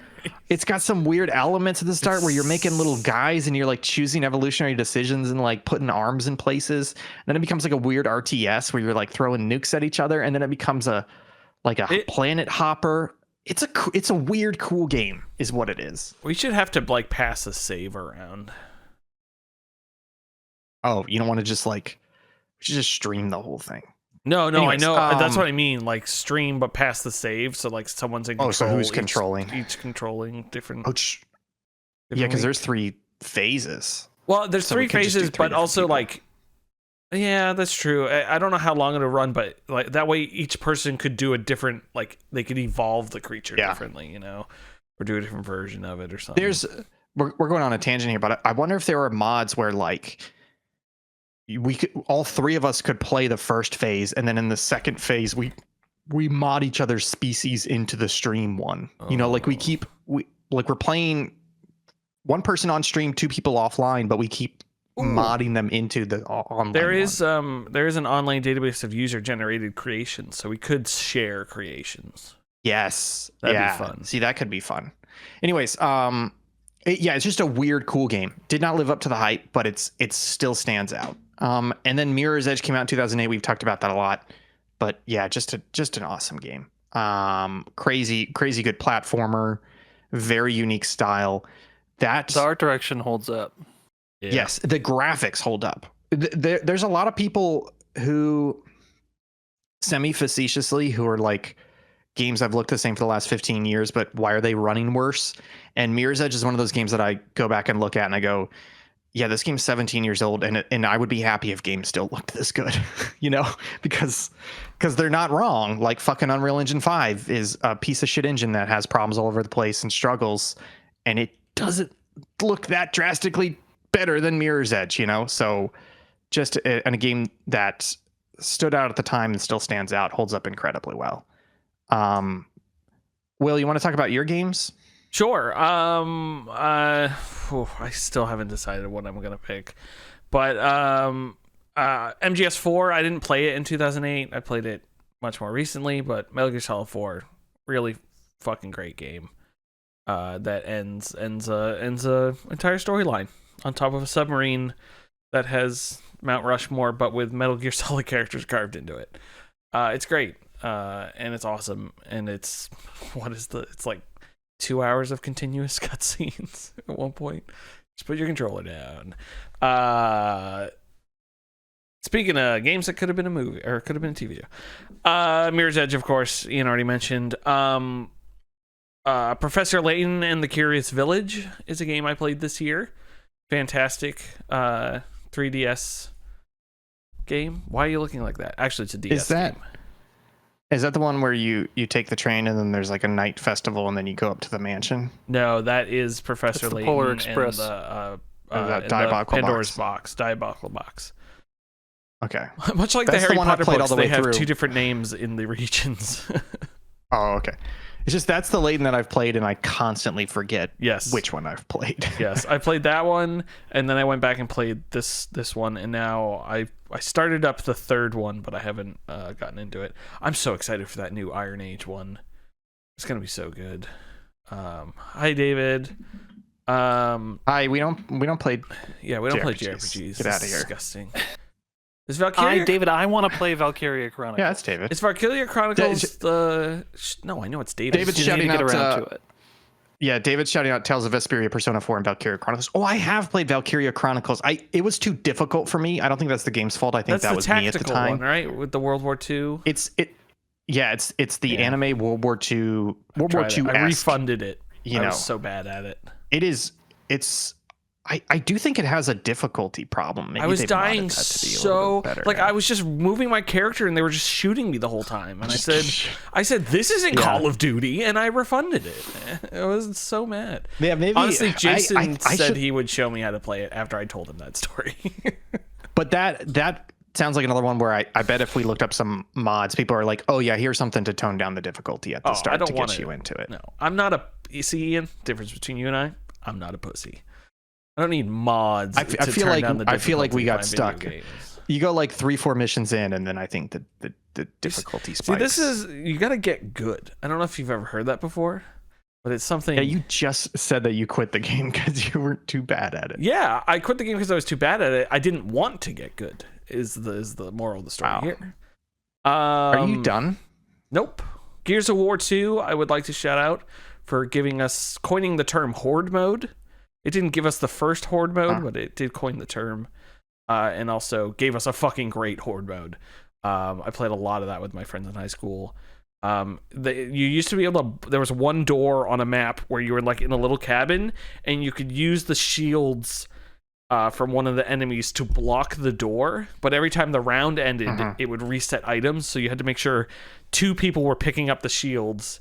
And then the round would end, and then you would immediately place both shields down, blocking the door. And then everyone would just survive in there, shoot everything at the doorway. And it was so much fun. World at War Zombies mode and campaign was pretty good. I don't know if I like World at War more about how it ties into... Like, they reused the character for Black Ops 1, and the whole, like, Viktor Reznov stuff was very well done. But I also thought World at War... was a pretty good I've been thinking about replaying that, and I think what made it so good was that the first Modern Warfare felt like a reset for the series, which it kind of needed because 1 and 2 were very similar. Actually, 1, 2, and 3 were all very similar, but they were starting to lag behind in how FPSs felt and played. 4 was like a huge jump forward, and then World at War came, and World at War wasn't quite doing as much as 4 because they were at that point I believe they were different studios, but they were a nice middle ground between like, hey, we're not quite as advanced in FPS as 4, but here's more of the old World War II Call of Duty with some of that good stuff. Like it had the good multiplayer. It was weird. It hit at the perfect moment because it felt like a nostalgia hit. Not that there was anything wrong with 4, but it's like, hey, Call of Duty 4 Modern Warfare is fucking awesome, isn't it? Remember how cool World War II is? Let's go back to that real quick because it's still fucking awesome, you know? And it hit like a little nostalgia bump, and it was great. I need to go back and play it again. Left 4 Dead, it was the one I realized on stream that had come out in 2008, which is another great game. But I think my pick for Game of the Year 2008, I don't think it'll win, is Fallout 3. I love Fallout 3. It's my first... I had played a lot of Oblivion, but Fallout 3 was my first, like, I'm old enough for, like a first-person RPG and play through it all and just had such a blast. I absolutely adore that game. It's so fun to walk around that world and have a good time. And it looks good still. and it plays well still, and it has Liam Neeson in it. We like Liam Neeson. Plays That's my pick. Dogmeat, right? Yeah, you play as Dogmeat, the dog, and you get to meet his dog on your meat. Jake, What do you think the odds are that there is a Fallout 3 mod that lets you play as Dogmeat? That'd be like 75%, right? It's Dogmeat, Yeah, but no, with there's huge definitely gonna be knockers, one. big natties on Dogmeat. Oh, Oh my pre-neutered God. dog meat. Jake Terrio. Speaking of neutered, Jake, what do you got for me? Also Left 4 Dead, also Spore. Spore was more like my joke answer. But then other honorable mentions, I wanted to shout out Super Smash Brothers Brawl for the exclusive reason that the Subspace Emissary mode I know gets like a lot of flack in the modern era, but it was so like big and stupid and operatic when I played it that I was like, oh no, this rules. This is so dumb, but it rules. And I'm not like a big like Smash Brothers aficionado, but that Subspace Emissary mode was just big and dumb and stupid, and I love it to this day. Then I wanted to talk about Rock Band. There were a bunch of Guitar Heroes that came out in 2008 and previous, but Rock Band I feel like was like the platonic ideal of marrying the rhythm game to the party game, like the couch co-op party type thing. Just a lot of fond memories of rock banding with friends and family at, birthday parties and holiday events and whatnot. And So just to be clear, Jake, Rock Band came out in 2007. However, Rock Band 2 came out in 2008. what? Well, then the Wikipedia lied to me. Yeah, sometimes the Wikipedia has the they're doing awards versions for the previous year. Okay, well, ignore me. November We've run into 20th, it a 2007 was Rock Band 1. So you Ignore can nominate Rock Rock Band. You can talk about Rock Band 2 or nominate it if you No, want. Rock Band 2. I don't know if you know, this is a piece of shit. I don't remember. the 2 I stands can't for half distinguish the first between game. them in my head. Less So content. ignore me. My pick for Game of the Year is Dead Space. Dead Space is a good pick. I didn't even know Dead came Space out is in good. 2008. Mm-hmm. I think I would go Dead Space. I don't know. What It's are we thinking awesome. here? I was kind of thinking, honestly, probably Mirror's Edge. Maybe Edge's it out. My nominee. Sorry. My nominee is Grant. Sorry, I was thinking Mirror's Edge was your nominee. Shut the fuck up. My nominee is Grand Theft Auto 4. Yeah. I was thinking about it, and we got a lot of great games this year. The thing about Grand Theft Auto 4, you get to drive boats. Driving feels like a boat. It's fucking great. It's the thing about 4 is that so you think about 3 and San Andreas. 3 revolutionary. San Andreas expanded on 3, but kind of went too far with the mechanics that they added, but it didn't feel refined. It felt like they just said we're going to do more, but not necessarily make it better. 4 felt like they actually took a step back and said, we're going to stop pumping these out and we're going to spend some time making a good one. Not that the previous ones were good, but they kind of slowed down. And they came up with something that is very distinct, right? It's got a distinct look, distinct driving style. It also felt like the first one that really, really embraced trying to replicate the space that it lives in. San Andreas tried that a little bit with, like San Francisco and LA and all that. But like, Will, you live close to New York City. 4 feels like it. It feels pretty good in terms of like, the first time I went to New York City was 2014. September 11th. was 2014. But I knew about that city's neighborhoods and its geography and roughly where things were just because of how much I played Grand Theft Auto 4. Like, I had to swap the names, like Algonquin for Manhattan, but I'm like, oh yeah, that's the Center Island, and there's like Central Park, and then like there's the financial district down south, and then there's like the bridges to Brooklyn on the southeast, and you got to go further than that east to get to Queens. And so it just really feels like also that may be the first time they tried to do like a serious story as well. Because I mean, Will, you played through it recently. It's not a super serious story, but they do try and force some decisions, especially towards the end in there. So Yeah. Again, I'm not saying this is by far and away the greatest game of the year, but Grand Theft Auto 4 was a huge game in 2008. It really felt different from the rest of the series, and it also felt like the first step towards modern Rockstar that we got with the more serious, more deliberate games like Red Dead Redemption 2, Grand Theft Auto 5, etc. Friend of the channel, Super Donk has a great video about GTA 4 and Liberty City called Liberty City, the loneliest city in America. I would recommend anybody in the chat. Gotcha. And also that game is crazy tech because that shit runs on a 360, which is kind of wild. And I only say kind of wild because they also got remember Grand Theft Auto 5 was a 360 launch title? Not 360 launch. It launched on a 360. Yep. That's where I first played which is wild. It kept overheating my 360. So it's also just a really cool tech system as well to have worked that well on there. So yeah, that's a lot of great games, but for me, I think Grand Theft Auto 4 kind of goes above and beyond compared to the rest. I agree with you on a lot of Grand Theft Auto 4, but as someone who played through that game this year, I don't think it holds up super well. It has a lot of Rockstar problems. I agree. Like you die during the mission, you start the entire mission over, and little things like that. But it still does feel alive, and all of their beginnings of their like hints towards the more serious, more immersive of GTA stuff does for sure still hold up. Like going to a hot dog cart to get health, and dating. And I agree. It's very hard to pick up. I tried to pick it up again this year, and it's tough to pick up. I'm between Dead Space and Fallout 3. I'm leaning towards Fallout 3, and here's why. Dead Space is a great game. That's surprising. But Dead Space is not that. Dead Space is cribbing a lot from a lot of stuff before it.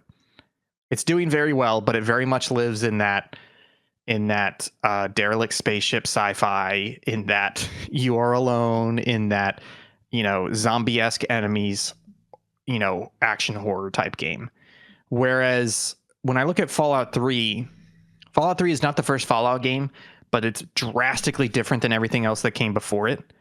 And Fallout 3 is the sole thing responsible for how popular and pervasive and continuing to grow the Fallout fandom and universe and series is. I mean, we just got season 2 of Fallout, the TV show, coming out. I think it was yesterday was the first episode. Like Fallout 3 feels like they actually put out something there's a lot more risk and invention in Fallout 3 versus Dead Space. Sure, but I only played an hour of Fallout 3 and then decided to stop playing it and never play it again. Because I had played, it was right after I played New Vegas, and I'm like, oh, wait, this sucks. Well, there's your mistake. It's playing it after New Vegas. Yeah. But New Vegas does not exist without Fallout 3. That's true. That's part of my argument. That, to me, does not factor into Game of the Year discussion. We don't have any modern cinema without Leni Riefenstahl's Triumph of the Will. But I'm not gonna.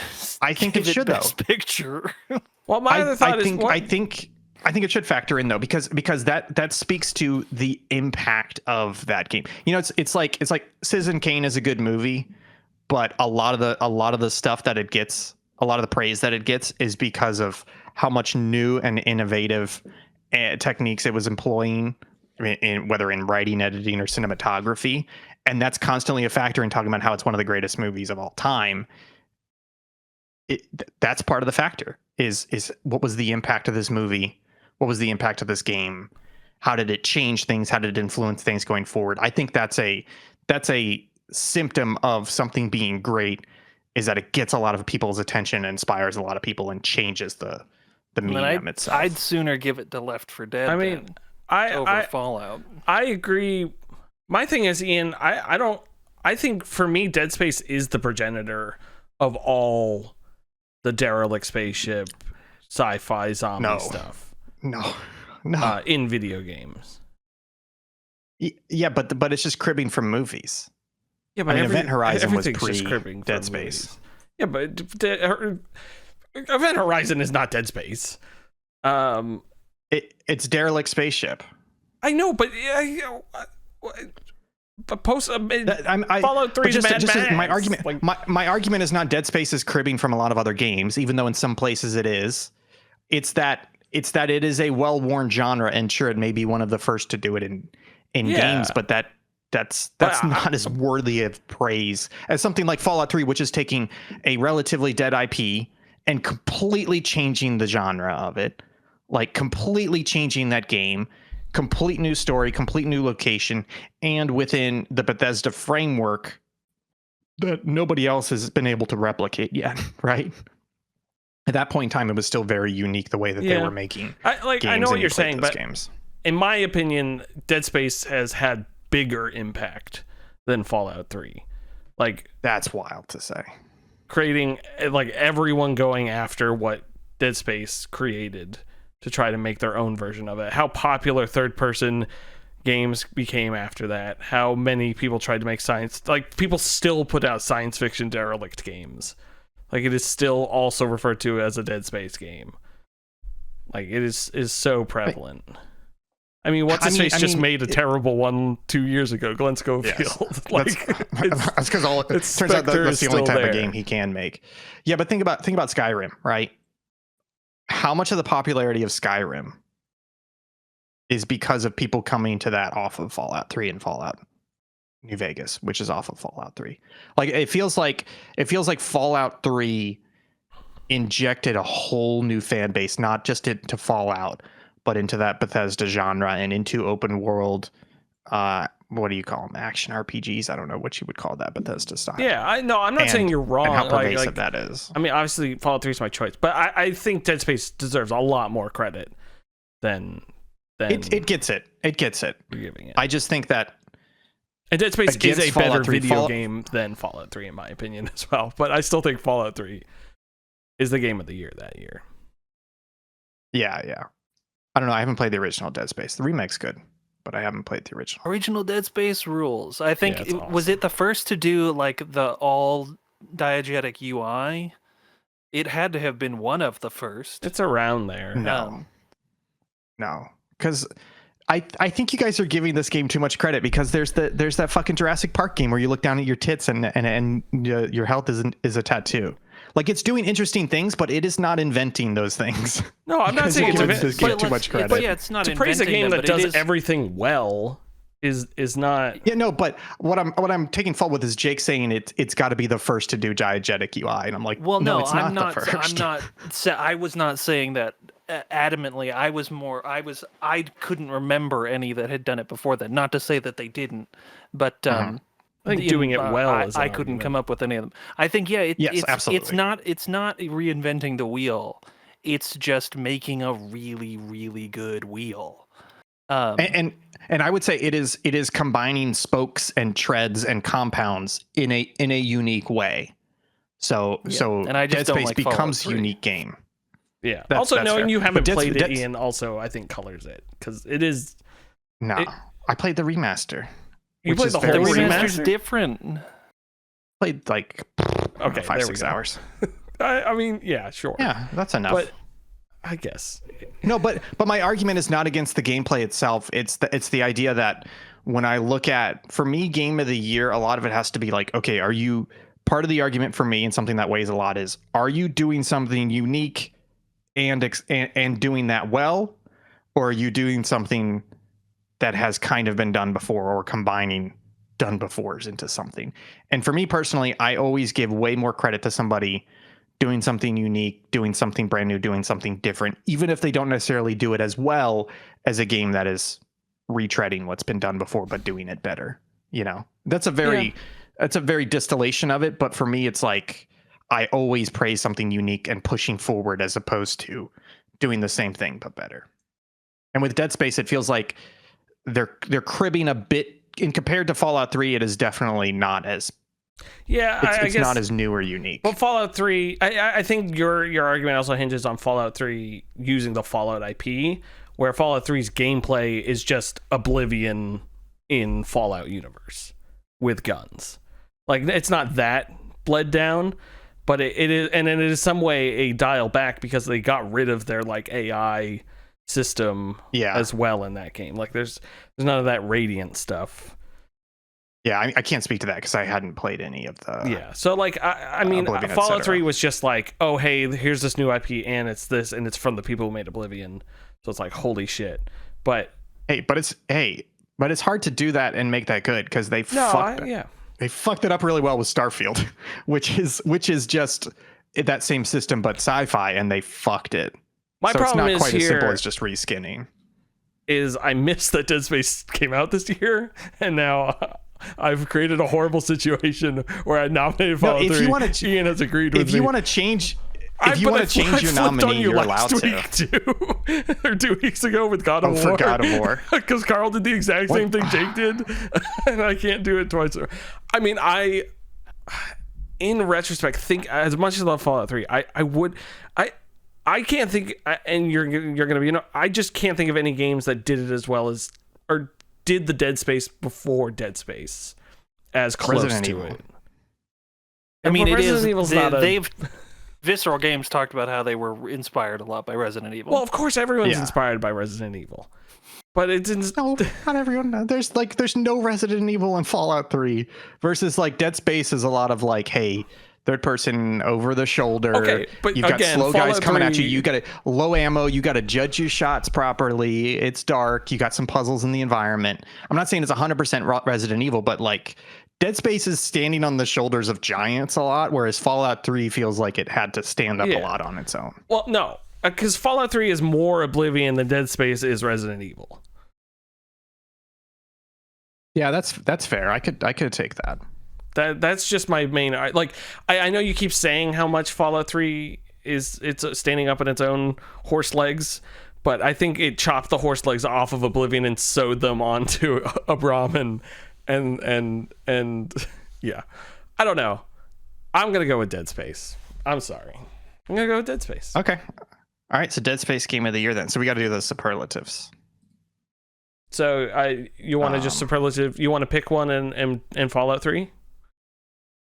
I already had a nominee. Grand Theft Auto 4. Did you forget that? I keep forgetting that. Sorry, you have Fallout 3. Jake has Dead Space. I know. Once you switch over to agree with something, I just take that as your nominee now.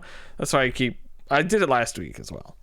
No, because I Grand Theft Auto 4 was worth nominating, but you brought up a very good argument, which is that it has not held up well at all.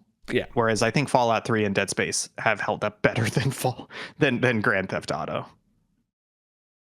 Sure. Okay, so you have to pick a superlative for Fallout 3, and I'm gonna call Grand Theft Auto 4 is the best pass the controller game. I'm gonna go off of what you said. Best franchise revival. Yeah, that's a good one. Okay. Fallout 3. All right, there we go. Folks, Game of the Year 2008. So Game of the Year. Oh, you go ahead. Thank you. Yeah, thanks for letting me... No, I'm kidding. Game of the Year 2008 is Dead Space. Best pass the controller game is Grand Theft Auto 4. And best franchise revival is Fallout 3. Not to be confused. What if we give it to Spore? What if we gave it to Spore? Game of the Year, Spore. I'd allow it for the bit. We can't do that. Spore. They come after us in droves. Series, though. What's his face? What's his name? Who's the designer Spore? I can't think of his name. Oh god. Isn't his name William? William Sonoma. He'd come after us with his KitchenAid. It was is that Myers? Will Wright. Thank you, David. Will Wright. Will Wright. Will Wright. Will there come we after go. us. If it's not Sid Meier's. Will Wright. No, Sid Meier's. He died the good after Will this, Wright. right? Basically, he shot himself. Killed him. Like, I don't think he's done. I think he retired from games after he Spore. Evolved into death. We will bring him back. We'll bring him back. No news is good news. There's a wish list spotlight here. Is this from you, Ian Gibson? This is from me. This looks great. Will, you need to share this game with your new best friend, Jeff Bacalar. This is a rogue-like pinball game. And from what I can tell, I don't know exactly how it works. It looks like there's some cards. You have like an arena, like an oval-shaped arena, and you've got your pinball flippers at the bottom. And then there's cards that let you place things down. I think it may be a bit of like a tower defense. Anyways, this is called Pin Keep, Pinkeep. It's got a release date of 2026. Go ahead and wishlist it, folks. It is a pinball deck building roguelite. Use the ball and flippers to collect resources and defeat your enemies. So yeah, it looks like a tower defense on a pinball field where you're playing cards from a deck to also add elements to the field. And pinball is great. And I've been thinking about playing some of these weird little pinball games, and I've played some of them before. So this looks cool. The like hand going up to flick it is really cool. Yeah, this looks awesome. It looks awesome. You know, Pin Keep, Pinkeep. I will send this to my new best friend Jeff Bacalar. He's gonna say, "Yeah," and then we're gonna kiss for hours. Great, folks. How dare you? Those lips are mine. Those are Jersey lips. Folks. Yeah, I don't want Jersey lips. Put it that way. I don't want Jersey lips. Man, my doctor said I have Jersey lips, and I need to get them sewed up. Folks, thanks so much for being here. We are Subpixel. I am your host, Will Crosby. Jake Terrio was here, looking handsome, looking fly. Ian Gibson was here. We will be back tomorrow at 3 p.m. Eastern, I believe. I'm not making that up this time, am I? Yes. We will be back tomorrow 3 p.m. with Eastern. Planet We're Planet Crafter. Play Asbury Pines, folks. Play Asbury Pines. I'm going to literally buy it after this and probably play it a bunch tomorrow. We got that, and then next week is holidays, but we're going to try to do a couple streams here and there. Did you say Saturday night? I possibly might be doing some routine on Jake's birthday routine. Man, I can't swear at you as much on that day. And then more cool stuff. Play OO. I did also buy OO. Go play OO, David's recommendation. We'll see y'all next time, folks. Bye. Bye.